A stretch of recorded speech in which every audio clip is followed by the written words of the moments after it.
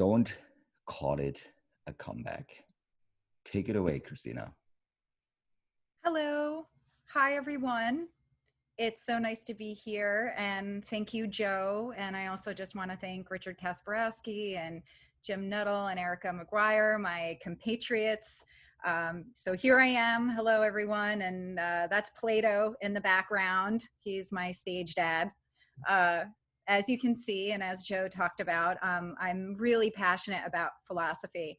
But before we get into that, I do want to just say to anyone out there who's celebrating Juneteenth, happy Juneteenth. And just to tell you a little bit about myself, one of the things I find great joy in is inspiring people to connect to the meaning of their work by talking about and digging up the principles that guide that work. And so I'm hoping to do that for you today. And the reason for that is, when Joe asked me to do this keynote, I got really excited because I actually have a real soft spot in my heart for Agile folks. I've been the beneficiary of organizational transformations through Agile processes and the people who do that work. And just in general, I just believe you work so hard and you care so much about what you do. And so the opportunity to just share some inspiration for you about your work and what you do and your contribution is so meaningful for me. So this talk is called Don't Call It a Comeback. And part of the reason why I titled this talk, Don't Call It a Comeback, is because we are kind of talking right now in the world around returning post-COVID. What is the transition? But if you are pretty savvy and you are of a certain age, you might notice that I'm referencing a certain artist. And so just for fun, I'm going to do a little giveaway for everyone. The first person who can guess or put in the chat the artist whose song is Don't Call It a Comeback will get a free copy of my book. So I'll just give you a few seconds. Oh, wow. Daniel Hetrick just was so on that. So Daniel, you get a free copy of my book. And I just want to talk about the moment I first heard this song. I was a teenager and I was in a car with my friends, and I'm totally dating myself here, but we put this cassette in. My friend was like, I have this new LL Cool J album, and the very first track, this boombastic voice comes over and says, Don't call it a comeback. I've been here for years. And this song came to me because I was thinking about Agile. Agile has been around for a really long time. And so in the situation that we're in the world we're in, this is not a comeback for Agile. Agile has been here for years. And I'm going to talk a little bit more about what that means as I go on. But just a shout out to LL Cool J and for you Agile folks who've been really doing the good work. So let's talk a little bit about the world right now. People are asking big questions. People are going through a lot. People are trying to find their footing. There's a lot of change. There's a lot of disruption. It feels like everything is in flux.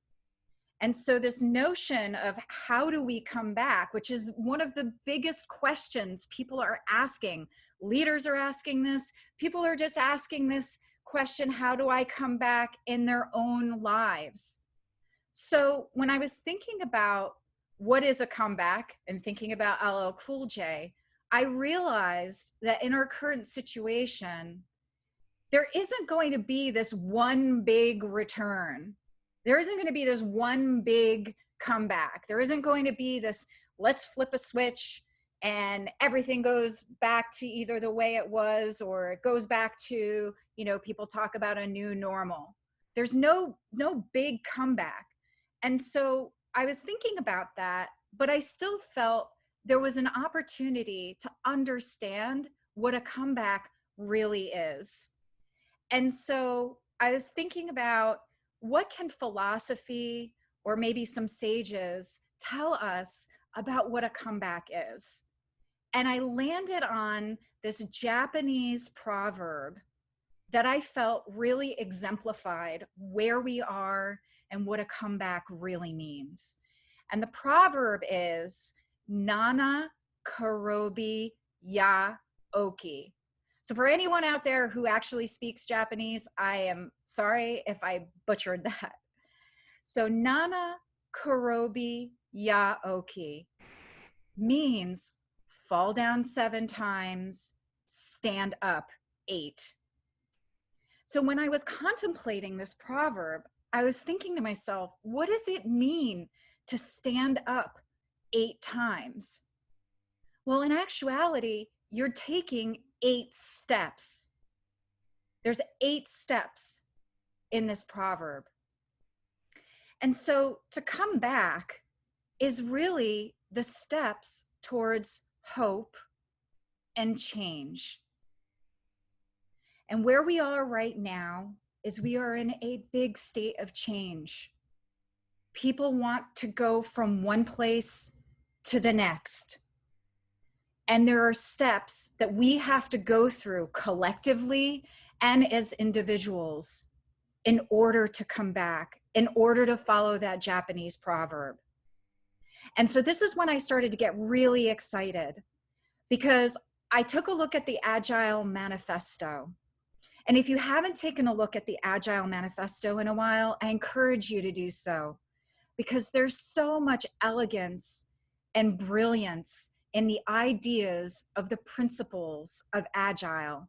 And I'm going to illuminate 4 of them for you and tell you why I think they're so inspiring, what they mean for you, and what they mean for our collective situation. So the first principle is valuing people over process. So let's think about that for a second. We have all gone through something.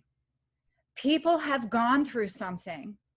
They've been inexplicably changed in what has happened, not only with the pandemic, but also with the protests and also the reactions and the ramifications of everything that's going on. Everyone has been impacted. So the principle of valuing people is so important, and it's so ingrained in what you do, because we're going to need understanding. People are the key to how we come back. The second principle of Agile that I want to illuminate is responding to change over following a plan. Well, I don't know about you, but when everything happened, I realized we didn't have a plan. There was no plan. And there's no real plan in coming back.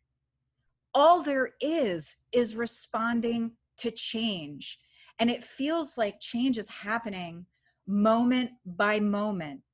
And all we are doing is trying to catch up and respond to it. So this principle of Agile, of responding to change over following a plan, is so critical right now, because that's what's happening. In addition, I also believe that this principle ties to the notion of not necessarily worrying about a grand outcome, because responding to change in and of itself is an outcome that happens along the way. The third principle, and this is one of my favorites, and I know it's also one of Joe's favorites, is simplicity. Here's what's going on in people's minds. They have seen a breakdown and an illumination in how complex our systems and our society really are. People are burned out by uncertainty. People are burned out by juggling the million things that occurred even in their own day-to-day survival, and trying to maintain a sense of consistency and normalcy in their lives. So what they're going to need is someone who understands simplicity, back to basics, explaining things clearly, guidance along the way, and reassurance. And so this is where simplicity really is a principle of Agile that I also feel is so wonderfully positioned to help us in our comeback. And the fourth principle is reflection. So I know part of the Agile way is teams reflecting. What did we learn? What could be better? How did things go? And asking those important reflective questions. And what's going on right now is people are really reflecting on what has happened to them. And organizations are taking stock of what has happened and what maybe they learned. So collectively, reflection is such an important aspect and something we need right now and desire so much, and something that is ingrained in how you do your work. So when I was thinking about all of these principles, sometimes I like to find a story or metaphor or an allegory that captures these ideas. And I found one.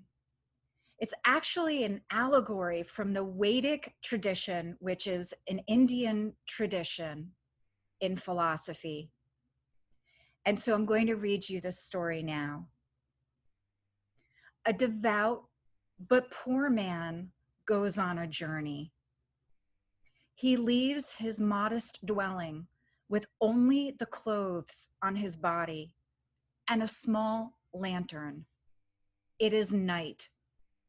He walks slowly, for the lantern's light barely illuminates the vast darkness around his body. A holy man appears and joins the traveler for a while. "How can I complete this journey?" says the traveler to the holy man. "My lantern is inadequate. Its light is limited to the small area of my next step." The holy man replies encouragingly, "That is all the light you need, just enough to take the next step." And I just feel that this story perfectly captures the Agile way, perfectly captures these principles. Here are the themes, step by step, focusing on people, focusing on the journey, being encouraging, only needing enough to respond to the change, to the next step, and simplicity, and not worrying about some grand outcome.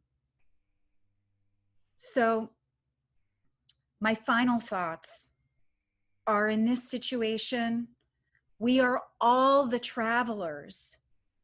You are the guides.